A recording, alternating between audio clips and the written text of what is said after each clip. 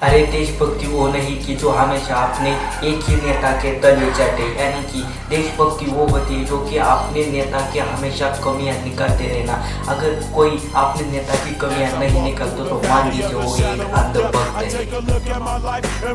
वाह क्या सीन है,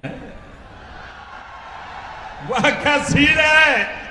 देखिए दोस्तों, इस वीडियो में मैं आपको बात करने जा रहा हूँ कि एक देशभक्त कैसा होता है और एक अंधभक्त कैसा होता है। इन दोनों में क्या डिफरेंस होता है, ये दोनों में क्या फर्क होता है, इसके बारे में आपको जानने को मिल जाएगा। और यहाँ पर बात करते हैं, अगर आप भी एक अंधभक्त बन चुके तो आप भी इस अंधभक्ति से बाहर आ सकते हैं अगर आप इस वीडियो को एंड तक देखोगे। तो मान लीजिए एक घर है, उस घर में दो भाई है, दोनों का बिजनेस है और इन दोनों बिजनेस में एक भाई जो है वो हमेशा तरक्की करता है, यानी कि लगातार 2 साल से वो जीतता आता है, अपने बिजनेस में ग्रोथ कर पाता है। लेकिन दूसरा जो भाई होता है वो क्या करता है कि अपने बिजनेस में लगातार 2 साल से हारता है। और इन भाई में आप भाई एक जरा सा बारकाई से समझे कि इनमें से कौन इम्प्रूवमेंट ज्यादा करेगा। तो देखिए, जो जीतता है वो अपने आप में कोई भी इम्प्रूवमेंट नहीं करना चाहता, क्योंकि वो कहता है कि पिछले 2 साल से तो मैं ही जीत रहा हूँ, तो मैं क्यों अपने आप में इम्प्रूवमेंट करूँ। जनता तो मुझे ही, मेरा ही साथ दे रही है, मुझे ही अपना रही है, तो मैं इम्प्रूवमेंट क्यों करूं। और जो दूसरा भाई होता है वो क्या करता है कि इस 2 साल हारे हुए में क्या करता है कि वो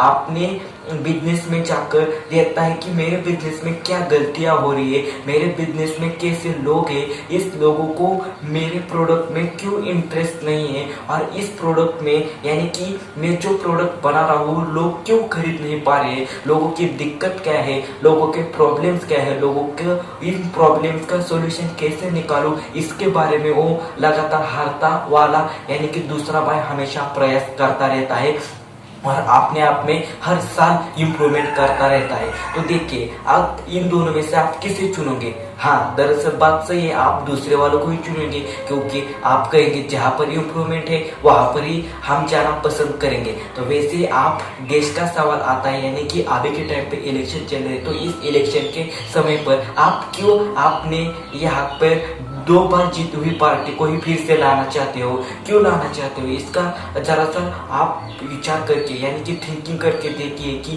क्या ये सही है। जो मैं वोट डालूंगा क्या वो पिछले 10 साल से जीती हुई या 2 बार लगातार जीती हुई पार्टी को ही वोट डालूं, क्या वो मेरे लिए क्या कर सकती है। और यहाँ पर बात करते हैं दूसरे भाई के लिए आप जाकर देखिए कि दूसरा भाई यानी कि जो दूसरा नेता राहुल गांधी जी, उनका अगर आपने मैनिफेस्टो पढ़ा तो वहां पर उन्होंने क्या क्या इम्प्रूवमेंट किए, हर एक के लिए एक सुविधाएं वो लाते रहेंगे अगर उनकी सरकार बनती है। लेकिन यहाँ पर जो नरेंद्र मोदी जी है वो उन्होंने कुछ भी ऐसी बात नहीं कही कि मैं इन लोगों के लिए क्या करूंगा। तो आपके हाथ में आपको तय करना है कि इन दोनों में से पहला भाई चुनना है या दूसरा भाई चुनना है। अब बात करते हैं कि देशभक्त कौन है। तो देखिए, देशभक्त वो होता है जो अपने नेता के तले में ना चाट कर उसकी कमियां हमेशा निकालता रहता है। यानी कि बात करें, अगर आपका एक नेता पसंदीदा है और उस नेता के आप कमियां नहीं निकालते तो वो नेता कभी भी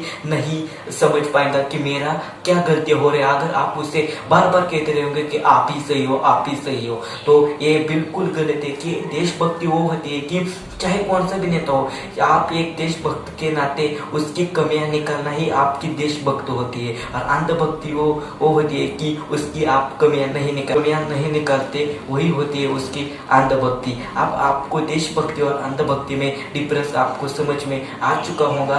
तो आपके हाथ में कि किसे लाना है, पहले भाई या दूसरा भाई को। लेकिन एक कहना चाहूंगा कि इम्प्रूवमेंट ही परिवर्तन का पहला रूप होता है।